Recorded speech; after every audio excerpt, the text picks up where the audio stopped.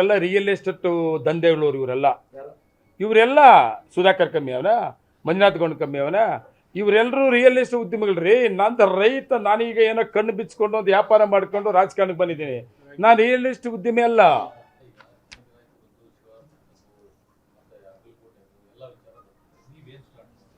ನಾನು ಎಲ್ಲ ರಿಪೋರ್ಟ್ ಕೇಳಿದ್ದೀನಿ ನಾನು ಅಧಿಕಾರಿಗಳನ್ನ. ಇವರು ಆಪಾದನೆ ಮಾಡಿದ್ಮೇಲೆ ವೈಯಕ್ತಿಕವಾಗಿ ಏನೋ ನಾವು ಮಾತಾಡಿಬಿಟ್ರೆ ನಾನು ಕೌಂಟರ್ ಮಾಡೋಕ್ಕಾಗಲ್ಲ. ಅದಕ್ಕೆ ರಿಪೋರ್ಟ್ ಕೇಳಿದ್ದೀನಿ, ತಹಸೀಲ್ದಾರ್ ಕೇಳಿದ್ದೀನಿ, ಇನ್ನೂ ಅದಕ್ಕೆ ಸಂಬಂಧಪಟ್ಟಂಥ ಅಧಿಕಾರಿಗಳನ್ನು ಏನು ಜೀರೋ ಏನು ಹಿಸ್ಟ್ರಿ ಏನಿದೆ ದಾಖಲೆ ಕೇಳಿದ್ದೀನಿ. ಮತ್ತು ಅಗಲಕೋಟೆ ಜಮೀನು 50 ಎಕರೆ ಜಮೀನು ಅಂತ ಹೇಳ್ತಾ ಇದ್ದಾರೆ. 51 ಎಕರೆ ಬೂತ್ ದಾನ ಮಾಡಿರೋದು ಅಂತ ಹೇಳಿದ್ದಾರೆ. ಅದ್ರ ಹಿಸ್ಟ್ರಿ ಏನು? ಯಾಕಂದರೆ ನಾನು ಊರ ಪಕ್ಕದಲ್ಲೇ ಇರೋಂಥವನು. ಏನಪ್ಪ, ನನಗೇ ಗೊತ್ತಿಲ್ಲ ಇದು. ಅಲ್ಲಿ ಜೋಡಿದಾರ ಒಬ್ರು ಗೊತ್ತಿತ್ತು, ಜೋಡಿದಾರ ಜಮೀನಲ್ಲಿರೋದು ಗೊತ್ತಿತ್ತು, ಅವರು ಮಾರಾಟ ಮಾಡಿಕೊಂಡಿರೋದು ಗೊತ್ತಿತ್ತು. ಯಾರೂ ಇಲ್ಲಿವರೆಗೂ ಮಾತಾಡಿರಲಿಲ್ಲ. ಇವತ್ತು ಹೊಸದಾಗಿ ಏನೋ ಮಾತಾಡ್ತಾ ಇದ್ದಾರೆ. ಸುಳ್ಳ ನಿಜ ಏನಿದೆ ದಾಖಲೆಗಳು ಕೊಡಿ ಅಂತ ಕೇಳಿದ್ದೀನಿ.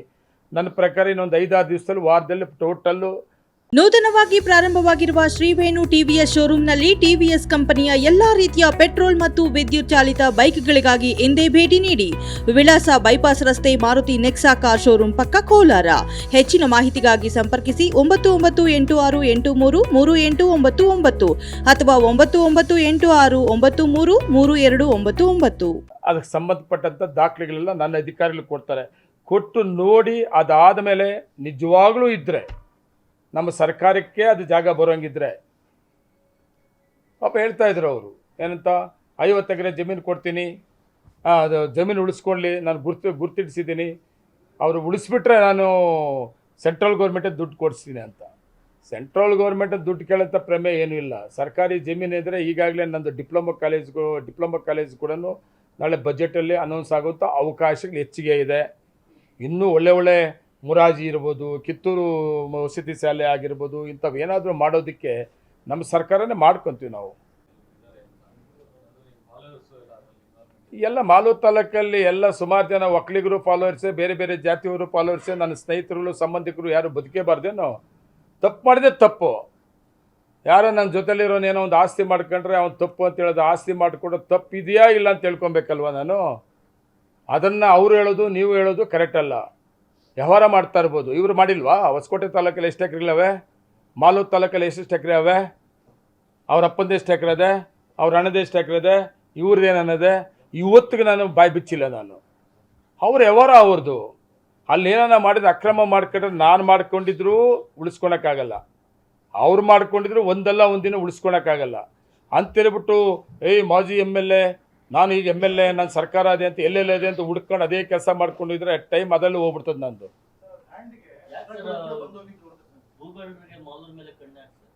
ಅಲ್ಲ, ಈಗ ಮಾಲೂರು ಬೆಂಗಳೂರು ಪಕ್ಕದಲ್ಲಿದ್ದೀವಿ, ಭೂಮಿ ಬೆಲೆ ಜಾಸ್ತಿ ಇದೆ.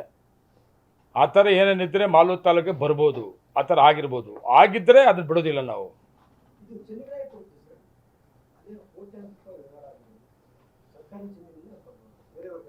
ಅದನ್ನೇ ನಾನು ಯಾವಾಗಲೂ ಹೇಳಿದೆ. ಚನ್ನಗಿರಾಯಪುರದ್ದಿರ್ಬೋದು, ಇಲ್ಲ ಶಿವಾರ್ ಪಟ್ಟಣದಿರ್ಬೋದು. ಈಗ ಇನ್ನೊಂದು ಹೇಳೆ ನಿಮಗೆ, ಇಷ್ಟೇ ಅಲ್ಲ, ಇವ್ರ ಉದ್ಯೋಗನೇ ಇನ್ನು ಬೇರೆ ಇನ್ನೇನು ಮಾತಾಡೋಕ್ಕೆ ಹೋಗಲ್ಲ. ಇನ್ನು ಪಾರ್ಟಿ ಆರ್ಗನೈಸ್ ಮಾಡಬೇಕು, ಗೌರವಾಗಿರಬೇಕು, ನಾಳೆ ಎಲೆಕ್ಷನ್ ಗೆಲ್ಲಬೇಕು, ಏನು ಮಾಡಬೇಕು ಇದಿಲ್ಲ ಇವ್ರಿಗೆ. ಇವ್ರಿಗೆ ವೈಯಕ್ತಿಕವಾಗಿ ಯಾರ್ಯಾರ್ದೇನದೆ, ಇಂಡಿಪೆಂಡೆಂಟ್ ಕ್ಯಾಂಡಿಡೇಟ್ ಏನಿದೆ, ಈಗ MLA ಏನಿದೆ, ಪ್ರೆಸೆಂಟ್ MLAದು, ಇವ್ರನ್ನ ಬೆದಿಸ್ಬಿಡ್ಬೇಕು, ಹುಡುಕ್ಬಿಡ್ಬೇಕು. ಇವೆಲ್ಲ ಯಾರು ಕೇರೆ ಮಾಡ್ತಾರೆ? ಯಾರು ತಲೆ ಕೆಸಕ್ಕೆ ಹೋಗಲ್ಲ. ಇವತ್ತು ಯಾರು ಕೂಡ ಇಲ್ಲಿಗಲ್ಲಾಗಿ ಹೋದ್ರೆ ತಪ್ಪಿಸ್ಕೊಳಕ್ಕಾಗಲ್ಲ ಅಂತ ಎಲ್ಲರಿಗೂ ಗೊತ್ತದೆ. ಒಂದಲ್ಲ ಒಂದು ರೀತಿ ಲೀಗಲ್ಲಾಗಿ ಹೋಗ್ತಾರೆ ಎಲ್ಲರೂ ಕೂಡ. ನೋಡ್ಕೊಳ್ರಿ, ಈಗ ಚನ್ನಗಿರಾಯಪುರ ಹೇಳವ್ರೆ, ಮತ್ತು ಇನ್ನೊಂದು ಶಿವಾರಪಟ್ಟಣ ಹೇಳವ್ರೆ. ಇನ್ನು ನೋಡ್ಕೊಳ್ರಿ, ಇಂಥವು ಬತ್ತನೇ ಇರ್ತದೆ. ಇಂಥವೇ ಮಾಡಿದ್ದು 120 ಕೋಟಿ ಯಾರಪ್ಪ ಹಾಕ್ಸಿದ್ದು ನನಗೆ ಪೆನಾಲ್ಟಿ ಅಂತ. ಹೆಸರುಗಳೆಲ್ಲ ಅಕ್ರಮ ಮಾಡ್ತಾಯಿದ್ವಿ ಅಂತ ಹೇಳಿದ್ದು ಯಾರಪ್ಪ? ಏನಪ್ಪ ಒಂದೆರಡು ಮಾಡಿದ್ದು ನನ್ನ ಮೇಲೆ. ಏನು ಆಸ್ತಿಗಳೆಲ್ಲ ಬೋಗಸ್ಸು, ಫ್ಯಾಕ್ಟ್ರಿಗಳೆಲ್ಲ ಬೋಗಸ್ಸು, 120 ಕೋಟಿ ಪೆನಾಲ್ಟಿ ಎಲ್ಲ ಮಾಡಿದ್ದು. ಏನೇನಾಯಿತು? ಇದು ಹೇಳ್ಕೊಂಡು ಇದರಲ್ಲೇ ಸೋತೋಗ್ಬಿಟ್ಟಿದ್ದು. 3 ಸಾರಿ ಆಗಿತ್ತು ನನ್ನ ಮೇಲೆ ಸೋತಿದ್ದು. 3ನೇ ಸಾರಿ ಸೋತ್ರಲ್ಲ, 28 ಗ್ಯಾಪ್ ಇಟ್ಕೊಳ್ರಿ. ಇವು ಹಿಂಗೆ ಹೋಗ್ಬೇಕು. ನಾನು ಇವ್ರ ಬಗ್ಗೆ ಮಾತಾಡಲ್ಲ. ನಾನು ಇರೋದು ಕ್ಯಾಂಡಿಡೇಟ್ ಯಾರ್ಯಾರಪ್ಪ? ಮಂಜುನಾಥ್ ಗೌಡ, ಓಡಿ ವಿಜಯ್ ಕುಮಾರ್, ರಾಮೇಗೌಡ, ಮೇನ್ 3 ತಾನೆ. ನಾನು ರಾಮೇಗೌಡರಿದ್ದು ಮಾತಾಡಲ್ಲ. ಊಡಿ ವಿಜಯ್ ಕುಮಾರ್ ವಿರುದ್ಧ ಮಾತಾಡಲ್ಲ, ಮಂಜುನಾಥ್ ಗೌಡ ವಿರುದ್ಧ ಮಾತಾಡಲ್ಲ. ಮಾತಾಡಿದ್ರೆ ಬಿಡಲ್ಲ, ಮಾತಾಡಿದ್ರೆ ಭಯ ಬೀಳಲ್ಲ. ನೀನೇನೋ ಭಯ ಎಡ್ಸೋಕ್ಕೆ ಹೋದರೆ, ನೀನು ಭಯ ಬಿದ್ದಿದ್ರೆ ನಾನು MLA ಆಗ್ತಾ ಇರಲಿಲ್ಲ. ಭಯ ಬೀಳೋದೇ ಇಲ್ಲ. ಗೌರವಾಗಿದ್ದರೆ ನಿಮ್ಮ ಪಾಡಕ್ಕೆ ನೀನು ಬಿಸ್ನೆಸ್ ಮಾಡ್ಕೊ, ನಿನ್ನ ಪಾಡಕ್ಕೆ ನೀನು ರಾಜಕಾರಣ ಮಾಡ್ಕೊ, ಅವ್ರವ್ರ ಪಾಡಕ್ಕೆ ಅವ್ರು ಏನನ್ನ ಅವ್ರ ವ್ಯವಹಾರ ಮತ್ತು ರಾಜಕಾರಣ ಮಾಡ್ಕೊಳ್ಳಿ. ಒಬ್ಬರ ಮೇಲೆ ನಾನು ವೈಯಕ್ತಿಕವಾಗಿ ರಾಮೇಗೌಡದೇನದು ಹುಡ್ಕಕ್ಕೆ ಹೋಗಲಿಲ್ಲ, ಊಡಿ ವಿಜಯ್ ಕುಮಾರ್ದು ಏನಾದ್ರು ಹುಡ್ಕಕ್ಕೆ ಹೋಗಿಲ್ಲ, ಮಂಜುನಾಥ್ ಗೌಡದು ಹೊಸಕೋಟೆಗೆ ಏನಿದೆ, ಮಾಲೂರಾಗಿ ಏನಾದ್ರು ಹುಡ್ಕಕ್ಕೆ ಹೋಗಿಲ್ಲ. ನೋಡ್ರಿ, ಇವತ್ತು ಹೇಳಿದ್ರೆ ನಾಳೆ ಹೇಳ್ತಾನೆ ಅದೇ ಕೆಲಸ ಮಾಡ್ಬೇಕಾಗ್ತ. ನಾವು ಕಾಂಪ್ರಮೈಸ್ ಅಲ್ಲ, ನನ್ನ ಕೆಲಸ ಬೇರೆ ಇದೆ. ನನ್ನ ಜನ ಆಯ್ಕೆ ಮಾಡಿರೋದು ವೈಯಕ್ತಿಕವಾಗಿ ಹುಡ್ಕೊಂಡು ಹೋಗಿ ಅವ್ರಿಗೆ ತೊಂದರೆ ಕೊಡುವಂಥ ನನ್ನ ಜನ ಆಯ್ಕೆ ಮಾಡಿಲ್ಲ.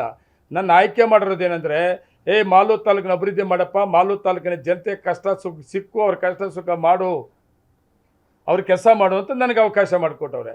ಅದು ಬಿಟ್ಬಿಟ್ಟು ನಮ್ಮ ವಿರೋಧಿಗಳು ಯಾರೂ ಬದುಕಬಾರ್ದಾ? ಕೃಷ್ಣ ಶೆಟ್ಟಿಯೂ ಬದುಕೂಡ್ದು, ಮಾಲೂರು ತಾಲೂಕನ್ನು ಇನ್ಯಾರೂ ಬದುಕಬಾರ್ದಾ? ನಂದು ಆ ವೃತ್ತಿ ಅಲ್ಲ. ಅದಕ್ಕೆ ಸಂಬಂಧಪಟ್ಟಂಥ ಲೀಗಲ್ಲಿದೆ, ಅಧಿಕಾರಿಗಳಿದ್ದಾರೆ. ಇವರೇನೋ ಹುಡ್ಕೊಂತ ಕೆಲಸ ಮಾಡಿ ಹುಡುಕಿ ನನ್ನ ಕೈ ಕೊಡಲಿ. ಅವ್ರು ಯಾರಾದರೂ ಇನ್ಲೀಗಲ್ ಆಗಿದ್ದರೆ ನಾನು ಕೂಡ ಇನ್ಲೀಗಲ್ ವರ್ಕ್ ನಾನು ಮಾಡ್ಕೊಂಡ್ರೆ ಸಪೋರ್ಟ್ ಮಾಡಲ್ಲ, ಇವ್ರಿಗೆ ಸಪೋರ್ಟ್ ಮಾಡ್ತೀನಿ.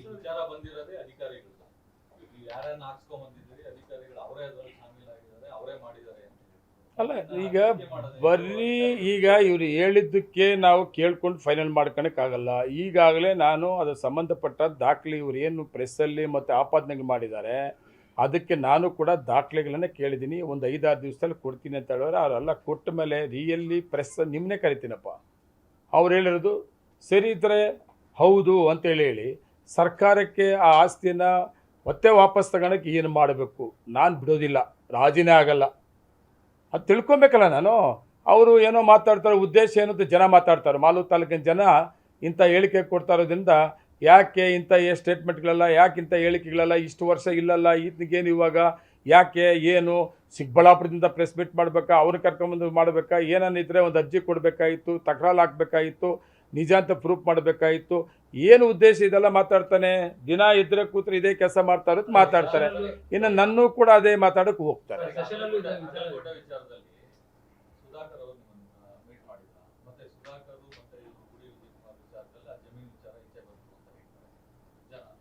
ಯಾಕೆ ಮೀಟ್ ಮಾಡಿದ್ದು? ಸುಧಾಕರ್ ನನಗೆ ಮಾತಾಡಿ ನನ್ನ ಪ್ರಕಾರ ಒಂದು 5-6 ವರ್ಷ ಆಗಿದ್ದೇನೋ.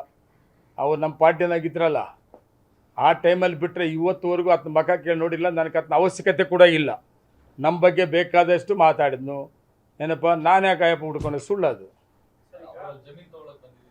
ಅಲ್ಲ, ಅದೇನೋ ಫೋಟೋಗಳು ನೋಡಿದೆ ನಾನು, ನನಗೂ ಗೊತ್ತಿರಲಿಲ್ಲ. ಅದು ನನಗೆ ಗೊತ್ತಿಲ್ಲದೆ ಇರೋಂಥ ನಾನು ಯಾಕೆ ಹೇಳಬೇಕು? ಹೌದು, ಸುಧಾಕರ್ ಅವರು ಜಮೀನು ತಗೊಳಕ್ಕೆ ಆಗಲು ಕೊಟ್ಟಿದ್ದೆ ಇದೆ ನೋಡಿ ಬ್ರದರ್. ಇವರೆಲ್ಲ ರಿಯಲ್ ಎಸ್ಟೇಟ್ ದಂಧೆಗಳವರು. ಇವರೆಲ್ಲ ಸುಧಾಕರ್ ಕಮ್ಮಿ ಅವನ, ಮಂಜುನಾಥ್ ಗೌಡ ಕಮ್ಮಿ ಅವನ, ಇವರೆಲ್ಲರೂ ರಿಯಲ್ ಎಸ್ಟೇಟ್ ಉದ್ಯಮಿಗಳು ರೀ. ನಾನು ರೈತ, ನಾನೀಗ ಏನೋ ಕಣ್ಣು ಬಿಚ್ಕೊಂಡು ಒಂದು ವ್ಯಾಪಾರ ಮಾಡ್ಕೊಂಡು ರಾಜಕಾರಣಕ್ಕೆ ಬಂದಿದ್ದೀನಿ. ನಾನು ರಿಯಲ್ ಎಸ್ಟೇಟ್ ಉದ್ಯಮಿ ಅಲ್ಲ, ನಾನು ರಿಯಲ್ ಎಸ್ಟೇಟ್ ದಂಧೆ ಮಾಡ್ಕೊಂಡು ರಾಜಕಾರಣಕ್ಕೆ ಬಂದಿರೋನಲ್ಲ ನಾನು. ಇವರೆಲ್ಲ ಅವರೇನಪ್ಪ ಸ್ಕೀಮ್ ಇವ್ರದ್ದು. ಅದಕ್ಕೆ ಈಗ ಇವರು ರಾಜಕೀಯವಾಗಿ ಇವ್ರಿಗೆ ಬಿದ್ದಿರೋದು ರಿಯಲ್ ಎಸ್ಟೇಟ್ ಉದ್ಯಮಿಗಳು ರಾಜಕಾರಣಕ್ಕೆ ಬಂದಿರೋದಕ್ಕೆ. ನಾನು ರಿಯಲ್ ಎಸ್ಟೇಟ್ ಉದ್ಯಮಿ ಅಲ್ಲ, ನಾನು ಆ ದಂಧೆಯಲ್ಲಿಲ್ಲ. ಹೌದಪ್ಪ, ನಾನು ಕೂಡ ಇವತ್ತು ನನ್ನ ಮಕ್ಕಳು ಕೂಡ ಬುದ್ಧಿಮಂತರಾಗವ್ರೆ, ವ್ಯವಹಾರಸ್ಥರಾಗವ್ರೆ, ನಮ್ಮದೇ ಆದ ವ್ಯವಹಾರ ಅದೇ, ಅವರು ಕೂಡ ವ್ಯವಹಾರ ಮಾಡ್ತಾರೆ. ಇಲ್ಲ ಅಂತಲೇ ನಾನೇನು ಇದಲ್ಲ, ಹಂಗೇನಿದೆ ಇವ್ರ ಮೇಲೆ ನಾನು ಬರೋಕ್ಕೂ ಆಗ್ತಾ ಇರಲಿಲ್ಲ. ಅದು ಕಾನೂನುಬದ್ಧವಾಗಿ ನಾವು ಕೂಡ ವ್ಯವಹಾರ ಮಾಡ್ತೀವಿ. ಇಂಥವು ನಮ್ಗೆ ಗೊತ್ತಿಲ್ಲ.